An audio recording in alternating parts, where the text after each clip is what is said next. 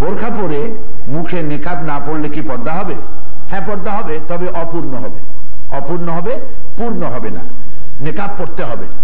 এটি দুটি মত আছে। আমি সবসময় মনে আছে যে বোরখা পরা, নেকাব পরা, এই দুটোই পড়তে হয়। মুখ যদি খোলা রাখেন তাহলে একটা মত আছে মুখ খোলা রাখতে পারবে, কিন্তু এতে ফিতনার সম্ভাবনা থাকে সর্বাধিক। আমরা লক্ষ্য করেছি এ পর্যন্ত নারীদের চেহারায়, শরীরে যত অ্যাসিড নিক্ষিপ্ত হয়েছে সব বেপর্দা নারীদের উপরে পড়ছে। যেসব মেয়েরা বোরখা পরে, নেকাব পরে, এদের চেহারা দেখে কেউ আকৃষ্ট হওয়ার সুযোগই পায় নাই। কাজেই অ্যাসিড মারারও কোনো সম্ভাবনা তার পড়ে নাই। আল্লাহ তাদেরকে রক্ষা করেছেন। এই জন্য আপনার বিপদ যেখানে, আপনি বিপদে পড়বেন কেন? আপনার বিপদ তো আপনার চেহারা। আল্লাহ চেহারাটাকে সুন্দর করেছেন, এই চেহারাটা আরো আপনি রূপচর্চা করলেন, করিয়া অন্য পুরুষকে দেখালেন। এখন মানুষ তো, আর শয়তান তো বেঁচে আছে না? বাংলাদেশের শয়তান মরছে? আছে কিনা? আছে, এবং তার ছেলেবেলা মুরিদ টুরিদ বহুত আছে। আর রাস্তা দিয়ে আপনি যাচ্ছেন, রূপ চর্চা করেছেন, মাথায় কাপড় নাই, চেহারায় নেকাব নাই, বোরখাও নাই, এই অবস্থায় যাচ্ছেন, তো সকলের চোখ তো আপনার দিকে পড়বে, এটা তো স্বাভাবিক কথা। একটা ছোট্ট বাচ্চা যাকে দেখতে বেশি সুন্দর, সব বাচ্চা ভালাই ওই ছোট্ট সুন্দর বাচ্চাটার দিকে লোকেদের চোখ পড়বে, ঠিক কিনা বলেন? রাস্তা দিয়ে যেতে গেলে কত গাছ পড়ে, সকল গাছের দিকে তো চোখ পড়বে না। একটা গোলাপ ফুল দেখলে সেদিকেই আকৃষ্ট হয় মানুষের চোখ। এটাই ভালো, এটাই স্বাভাবিক, যেহেতু মানুষের চোখ সুন্দরকে দেখতে ভালোবাসে। তো চেহারা আল্লাহ যার সুন্দর করেছেন, আপনি রাস্তায় বেরিয়েছেন, তখন অগণিত মানুষের চেহারা আপনার, তাদের চোখ আপনার উপরে পড়তেছে। এতে করে আপনার গুনাহ হচ্ছে, যারা দেখতেছে তাদেরও গুনাহ হচ্ছে। এক ক্ষেত্রে কোন যুবক আকৃষ্ট হয়ে পড়লো, তারপরে সে টেলিফোন করলো, চিঠি দিল, বিরক্ত করলো, প্রেম নিবেদন করলো, রাজি হলেন না, এসিড নিক্ষেপ করলো, মৃত্যু পর্যন্ত পৌঁছে গেলেন, জীবনটা নষ্ট হয়ে গেল। অথচ একটা সামান্য ছোট্ট একটা কাপড় দিয়ে যদি নেকাবটা পরে রাখতেন তাহলে মৃত্যুর দরজায় যেতেন না। সামান্য একটা কাপড় দিয়ে মুখটা যদি ঢেকে রাখতেন তাহলে এসিড নিক্ষিপ্ত হয়ে জীবনটা বিবাহ থেকে বঞ্চিত হতো না। এই জন্য মা বোনদের বলবো, আপনারা নিজেরা এবং আপনাদের মেয়ে সন্তানদেরকে সকলকে আল্লাহর হুকুম পালনের জন্য বলুন। পর্দা করা কোন পীর সাহেবের, কোন মৌলানা সাহেবের হুকুম নয়, এটা আল্লাহর হুকুম। আর আল্লাহই জানেন তিনি যে সমস্ত আদেশ করেছেন, নিষেধ করেছেন, তার মধ্যে বান্দার সব থেকে বড় কল্যাণ, এটা আল্লাহ পাক বেশি জানেন বলেই নির্দেশ তিনিই করেছেন। আল্লাহ পাক বলেছেন বোরখা পরার জন্য, হিজাব পরার জন্য, নেকাব পরার জন্য, চাদর পরার জন্য শরীয়ত নির্দেশ করেছে। সেজন্য আপনারা বোরখাও পরবেন, নেকাবও পরবেন। চেহারাটা খোলা না রাখাই উত্তম। যারা চেহারা খোলা রাখার কথা, রাখার পক্ষে, অন্তত আমি তাদের পক্ষে নই। আপনাদের দুইজন পূর্ণ মন্ত্রী থাকা সত্ত্বেও ইসলামের কি বা কতটুকু উপকার হচ্ছে তা জানতে চাই। খুব ভালো ভালো প্রশ্ন হচ্ছে, রাজধানী তো, এই জন্য প্রশ্ন সেই ধরনের। বোন, আপনাকে বুঝতে হবে যে আমাদের দুইজন পূর্ণ মন্ত্রী থাকলেও 60 জনের মধ্যে দুইজন। কজনের মধ্যে বলেন? 60 জনের মধ্যে দুইজন। বেশি যদি আশা করেন তাহলে না পাইলে পরে কষ্ট পাবেন। আশা কম করবেন, যেটুকুন পাবেন তাতে সন্তুষ্ট হইতে পারবেন। এই সরকার তো আল্লাহর মেহেরবানি ইসলামের পক্ষে, ইসলামের নতুন কিছু না করলেও ইসলামের বিপক্ষে কিছু করছে না, এটা তো সত্য।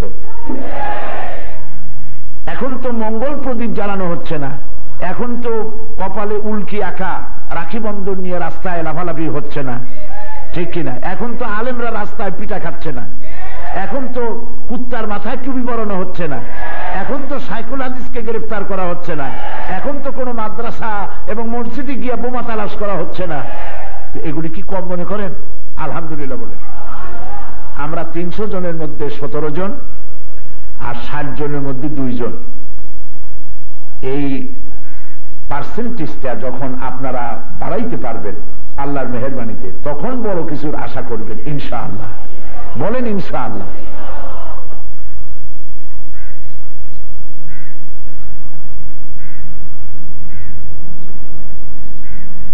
অনেক মেয়েরা মাদ্রাসায় পড়ে, এতে তাদের কোরআন ও আরবি বই পড়তে হয়। এমত অবস্থায় যদি তাদের পিরিয়ড আরম্ভ হয় এবং তখন যদি মেয়েদের পরীক্ষা হয়, তো মেয়েরা কি কোরআন বা আরবি বই পড়তে পারবে? কোরআন পড়বে না, আরবি বই পড়তে পারবে, কিন্তু কোরআন শরীফ যেভাবে তেলাওয়াত, কোরআন শরীফ স্পর্শ করবে না। পরীক্ষার জন্য কোরআন শরীফ স্পর্শ করার তো দরকার নেই, নোট দেখবে, নোট দেখে পড়বে। আর আরবি ভাষা আর কোরআন এই দুটো তো এক জিনিস না। আরবি ভাষা লেখা একটা পত্রিকা, কোন মেয়ের পিরিয়ড চলতেছে, এই অবস্থায় সে আরবি ভাষার পত্রিকা পড়তে পারবে না, ধরতে পারবে না। কথা তো এমন না, কথাটা হচ্ছে যে কোরআন ছুঁইবে না, করবেন না। বাকি পরীক্ষার সময় আরবি দেখা, আরবি লেখা নাজায়েজ নয়। অর্থাৎ ইসলাম সহজ, এটা কঠিন নয়। আল্লাহ পাক বলেছেন লা ইউকাল্লিফুল্লাহু নাফসান ইল্লা উসআহা, এমন কোন আইনই তৈরি করা হয় নাই যা দিয়ে কোনো প্রাণী, কোনো মানুষ কষ্ট পায়, এরকম কোন আইন নেই। ইসলামে প্রত্যেকটি জিনিস সহজ করা হয়েছে, আলহামদুলিল্লাহ।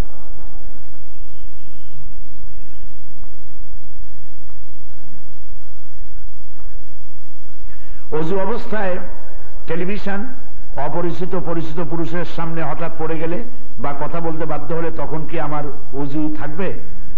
টেলিভিশন দেখলে উজু যাওয়ার কোনো কারণ নেই। উজু যায় যেসব কারণে, টেলিভিশন দেখা, পরপুরুষের সামনে পড়া, সেগুলির মধ্যে পড়ে না।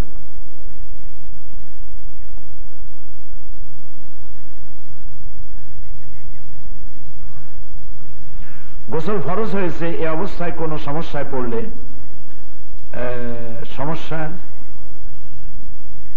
এই অবস্থায় কোনো সমস্যার কারণে গোসল না করে ভাত খেলে কিংবা রান্না করলে গুনাহ হবে কি? না, গুনাহ হবে না। স্বামী নিয়মিত নামাজি না হলে তাকে তাগিদ দেওয়ার সীমা কতটুকু? এর সীমা নাই, মৃত্যু পর্যন্ত তাগিদ দিতে থাকবে। ঘুমের থেকে উঠতে না চাইলে আপনি উজু করে এসে উজুর পানি তার নাকে মুখে ছিটাই দেবেন, যাতে করে ঘুমের থেকে উঠতে বাধ্য হয়। গায়ের উপরে লেপ খাতা থাকলে ফালা দিবেন, উঠেতে চেষ্টা করবেন। যতক্ষণ পর্যন্ত নামাজি না বানাইতে পারেন আপনার চেষ্টা অব্যাহত থাকবে। এই অব্যাহত রাখা আপনি জিহাদের সওয়াব পাবেন। রুমমেট হিন্দু, তার সাথে একই রান্নায় খাওয়া যাবে কিনা? আপনি এরকম মুসিবতে পড়ছেন কেন? আর একটা রুম তালাশ করে নেন। আর মুশরিকদের রান্না করা খাবার খাওয়া যাবে না। শুকনা খাবার খাওয়া যেতে পারে, রান্না করা খাবার, যেমন রান্না করেছে মুরগি, এখন জবাব করছে কিভাবে তা তো আপনি জানেন না, কাজে আপনি মুসিবতে পড়ে যাবেন। আর এই রুম চেঞ্জ করেন। পক্ষে অন্যায়ের বিরুদ্ধে কথা বলে থাকেন, কিন্তু বর্তমানে যেভাবে নিত্য প্রয়োজনীয় দ্রব্যের লাগামহীন পাগলা ঘোড়া বেড়েই চলছে, তাতে দেশের বেশিরভাগ গরিব জনগণের অবস্থা শোচনীয়। কিন্তু এ ব্যাপারে আপনি সংসদে কথা বলতেছেন না কেন? দয়া করে বলবেন কি? নিত্য প্রয়োজনীয় দ্রব্য মূল্যের একটি হিসাব বাণিজ্য মন্ত্রী গত রাতের আগের রাত্রে দিয়েছেন, আপনারা নিশ্চয়ই শুনেছেন। তাতে তিনি দেখিয়েছেন বিগত 5 বছরে প্রত্যেকটি দ্রব্যের যে ধরনের নিত্য প্রয়োজনীয় দ্রব্যের মূল্য যা ছিল তার থেকে বেশি বাড়ে নাই, কম আছে। পেট্রোলের দাম বেড়ে গিয়েছে। আপনারা জানেন যে বিশ্বে বুশ নামক এক ব্যক্তি মুসলমানদেরকে টার্গেট করেছে এবং মুসলমানদেরকে আর ইসলামকে ধ্বংস করার জন্য সে মরিয়া হয়ে উঠেছে। বাগদাদে অস্ত্র পরিদর্শক দল বলছে অস্ত্র পাই নাই, মারণাস্ত্রের কোনো সন্ধান পাই নাই, কোনো চিহ্ন পাই নাই। বুশ বলতেছে পাইতেই হবে। সেই মেষ শাবকের পানি ঘোলা করার মতো, তুই না করলেও তোর বাবা করেছে। গল্পটা মনে আছেন আপনাদের? সেই রকমের মুসলমানদের ধ্বংস করতে হবে। সেই জন্য তো যুদ্ধে একটি দামামা বেজে উঠেছে বিশ্ব জুড়ে। এতে করে পৃথিবী বাজারের উপরে একটি বিরূপ প্রতিক্রিয়া পড়েছে সারা পৃথিবীতে। পেট্রোলের দাম বেড়ে গিয়েছে সারা দুনিয়ায়। বাংলাদেশ যদি পেট্রোলের দাম কমায় তাহলে ভারতে তা পাচার হয়ে যাওয়ার সম্ভাবনা সর্বাধিক। এজন্য পেট্রোলের দাম বাড়াতে হয়েছে। পেট্রোলের দাম যখন বেড়েছে তখন সব জিনিসের উপরে প্রভাব পড়াই স্বাভাবিক। সিমের দাম বাড়লো কেন? সিম তৈরি হয়েছে, উৎপাদন হয়েছে চট্টগ্রামে, উৎপাদন হয়েছে বগুড়ায়, আলু হয়েছে বগুড়ায়, সিম হয়েছে চট্টগ্রামে, কুমিল্লায়। সেখান থেকে আসতে হবে ট্রাকে করে। আর ট্রাক চলবে কি দিয়ে? ডিজেল দিয়ে, পেট্রোল দিয়ে। আর এগুলির দাম বেড়ে গিয়েছে, ফলে এই দামের প্রভাব সিমের উপরে গিয়ে পড়ছে। এই দাম গিয়ে পড়ছে বেলের উপরে, তালের উপরে, পড়ছে গিয়ে আলুর উপরে, কচুর উপরে। এখন যাবেন কই? তেলের উপরে। সব থেকে বেশি কষ্ট পাচ্ছে এই গ্রামের লোকেরা, যারা কেরোসিন জ্বালিয়ে যারা রাতের খানা খায়, এই লোকগুলো বেশি মুসিবতে পড়েছে। তো এই প্রভাব সরকার ইচ্ছে করে এই দাম বাড়িয়ে দিয়েছে, বিষয়টা এমন নয়, বরং বিশ্বব্যাপী যুদ্ধের আশঙ্কার কারণে যে একটি বিরূপ প্রতিক্রিয়ার সৃষ্টি হয়েছে, তারই ফলশ্রুতিতে দ্রব্যমূল্য কিছুটা বেড়েছে। কিন্তু গভর্নমেন্ট এটাকে নিয়ন্ত্রণ করে ফেলেছে, আরো নিয়ন্ত্রিত হবে। নিয়ন্ত্রিত না হলে পরে পার্লামেন্টে তো কথা বলবোই, বাইরেও যেমন বলি ভিতরেও বলবো ইনশাআল্লাহ, আপনারা সে ব্যাপারে নিশ্চিত থাকতে পারেন। জন্ম নিয়ন্ত্রণ পদ্ধতি প্রয়োগ বিষয়ে কোরআন হাদিসের আলোকে জানতে চাই।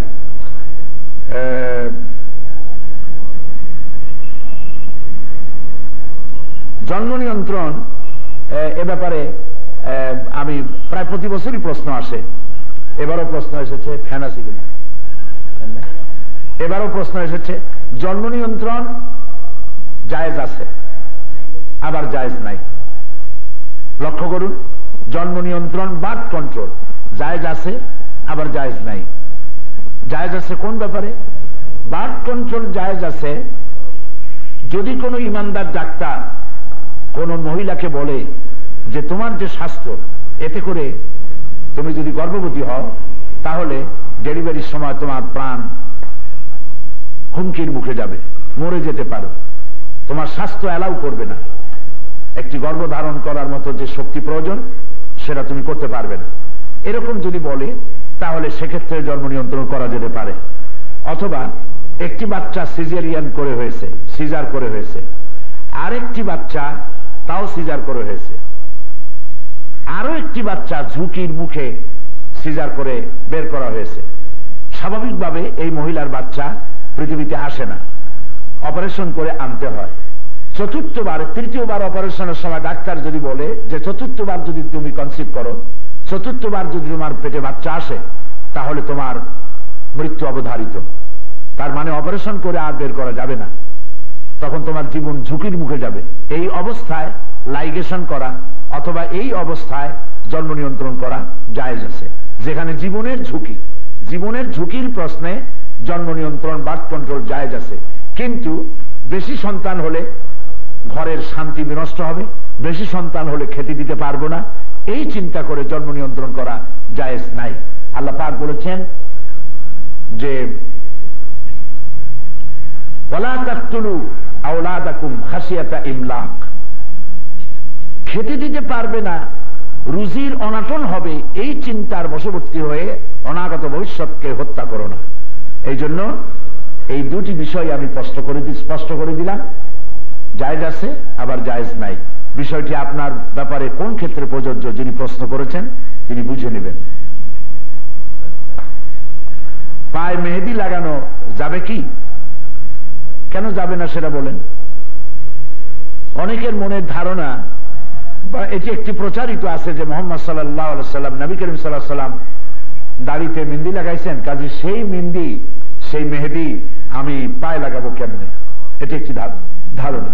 কিন্তু আপনাদের মনে রাখা উচিত নবী করিম সাল্লাল্লাহু আলাইহি সাল্লাম মেহেদি বা মেহেদি তিনি পরেন নাই, দাড়িতে লাগানো প্রয়োজন হয় নাই, কারণ ইন্তেকালের আগ পর্যন্ত তার দাড়ি চুল সাদা হয় নাই।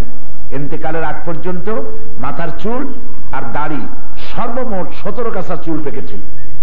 সর্বমোট 17 গাছা চুলের জন্য মেহেদি পরার কোনো প্রয়োজন হয় নাই। মেহেদি পরেছেন, মেহেদি লাগিয়েছেন হযরত আবু বকর রাদিয়াল্লাহু তাআলা আনহু, হযরত ওমর রাদিয়াল্লাহু তাআলা আনহু, আর নবী করিম সাল্লাল্লাহু আলাইহি ওয়াসাল্লাম এটাকে পছন্দ করতেন, দাড়িতে মেহেদি লাগানো। অনেকে দাড়িতে কালো খেজাব লাগায়, নবী করিম সাল্লাল্লাহু আলাইহি ওয়াসাল্লাম এটা পছন্দ করেন নাই। অন্য যে কোনো খেজাব, লাল খেজাব পছন্দ করেছেন কিন্তু কালো খেজাব পছন্দ করেন নাই। আর মেয়েদেরকে মেহেদি পরা, নবী করিম সাল্লাল্লাহু আলাইহি ওয়াসাল্লাম পছন্দ করতেন। একবার এক মেয়ে লোকের হাত তিনি দেখেছিলেন, তিনি প্রশ্ন করলেন এই হাতটি, পর্দার ভেতর থেকে হাতটি বেরিয়েছে। নবী করিম সাল্লাল্লাহু আলাইহি ওয়াসাল্লাম প্রশ্ন করলেন এই হাতটি পুরুষের না মেয়ে লোকের? যার হাত তিনি বললেন ইয়া রাসূলুল্লাহ, আমি একজন মহিলা, আল্লাহর এক বান্দি, আমার হাত। তিনি বললেন মহিলার হাত হলে তা তো মেহেদি রঞ্জিত হতো। তার মানে হলো নবী করিম সাল্লাল্লাহু আলাইহি ওয়াসাল্লাম পছন্দ করতেন মেয়েরা হাতে মেহেদি লাগা। আপনি হাতেও করতে পারেন, আপনি পায়েও করতে পারেন।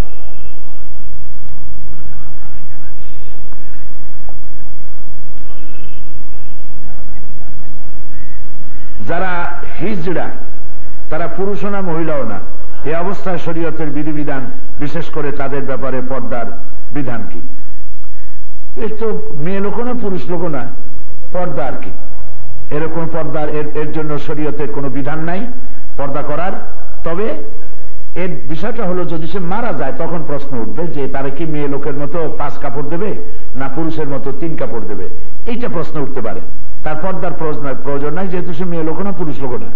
তবে সে যদি সবসময় পুরুষদের সাথে ঘুরে বেড়ায় তাহলে মেয়ে লোকেরা তার সাথে দেখা করবেন না, তার থেকে আপনারা পর্দা করবেন। আর যদি সবসময় সে মেয়েদের স্বভাব মেয়েলি স্বভাবের হয় তাহলে আপনারা তার সাথে দেখা করতে পারেন। আর মৃত্যু হলে পরে এটা একটি জটিল সমস্যা যে মরে গেলে পরে কাপড় কয় টুকরা দিবেন। সেখানেও সিদ্ধান্ত হচ্ছে এই হিজড়া লোকটি যদি মেয়েলি স্বভাবের হয়ে থাকে, মেয়েদের সাথে সবসময় চলাফেরা করে যদি হয় তাহলে 5 কাপড় দিবেন, আর পুরুষের সাথে যদি চলাফেরা হয় বেশিরভাগ তাহলে 3 কাপড় দিয়ে বিদায় করে দেবেন। মহিলাদের ঈদের নামাজ ঘরে পড়া কি ওয়াজিব? যতক্ষণ পর্যন্ত ইসলামী রাষ্ট্র না হচ্ছে ততদিন পর্যন্ত ঈদের নামাজ তো আপনার ঘরে কি পড়বেন, ঘরে আর মহিলারা কি পড়বে? ঈদের তো জামাতই আসা দরকার মহিলাদের। নবী করিম সাল্লাল্লাহু আলাইহি ওয়াসাল্লাম ঈদের দিন মহিলাদেরকে ডেকে ডেকে নিতেন এবং তাদেরকে পুরুষের পেছনে জামাতের ব্যবস্থা করা হতো। বাংলাদেশেও ইউনিভার্সিটি মসজিদ, মগবাজার মসজিদ, বাইতুল মুকাররম মসজিদ, বিভিন্ন মসজিদে মহিলাদের নামাজের ব্যবস্থা, ঈদের নামাজের ব্যবস্থা হয়েছে, বিভিন্ন শহরেও হচ্ছে। আপনারা আপনাদের দাবি আপনাদের পুরুষদের মাধ্যমে আদায় করে নেবেন যাতে করে মহিলাদের ব্যবস্থা হয়। মহিলাদেরকে ঈদের নামাজ পড়া নিষেধ না, বরং নবী করিম সাল্লাল্লাহু আলাইহি ওয়াসাল্লাম এ ব্যাপারে উৎসাহিত করেছেন পুরুষদের সাথে পেছনে তারা দাঁড়িয়ে পর্দা সহকারে ঈদের নামাজ আদায় করতে পারবেন।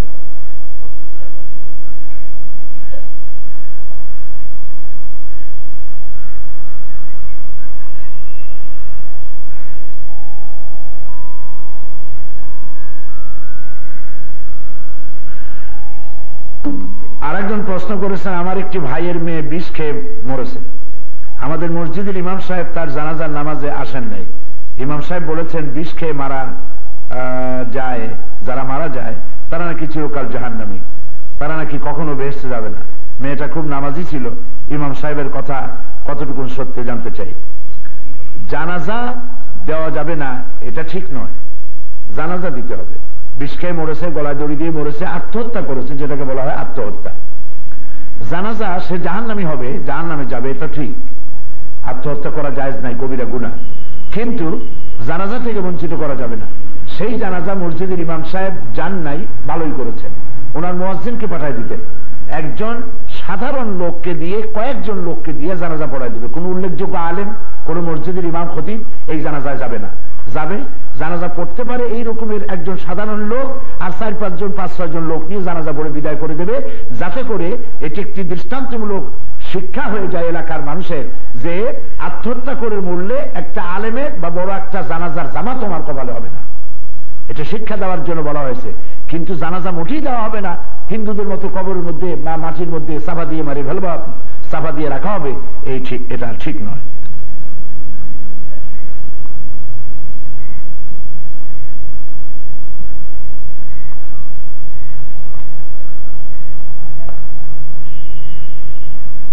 আমি একটি এতিম মেয়েকে পালিত হিসেবে নিয়েছি, সে কি আমার যাকাতের টাকা পেতে পারে?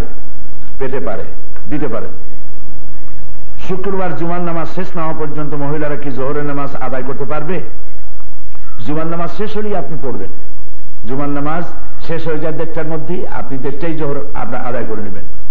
দক্ষিণ আফ্রিকার খ্রিস্টান পরিবারের যে ছোট খলিফার জন্ম হয়েছে তা কতটুকু সত্য জানাবেন? ছোট খলিফা এখন বড় হচ্ছে, শরফুদ্দিন আল খলিফা তার নাম, তো এখন বড় হচ্ছে। সে খ্রিস্টান পরিবারে জন্মগ্রহণ করেছে, সে মুসলমান হয়েছে এবং তার কারণে তার মা বাবা মুসলমান শুধু হয়নি, বরং তার বক্তৃতা, ছোট্ট মানুষের বক্তৃতা শুনে অনেক খ্রিস্টান মুসলমান হয়ে গেছে। আচ্ছা মা বোনেরা, প্রায় 1 ঘন্টা আমি আপনাদের প্রশ্নের জবাব দিয়েছি।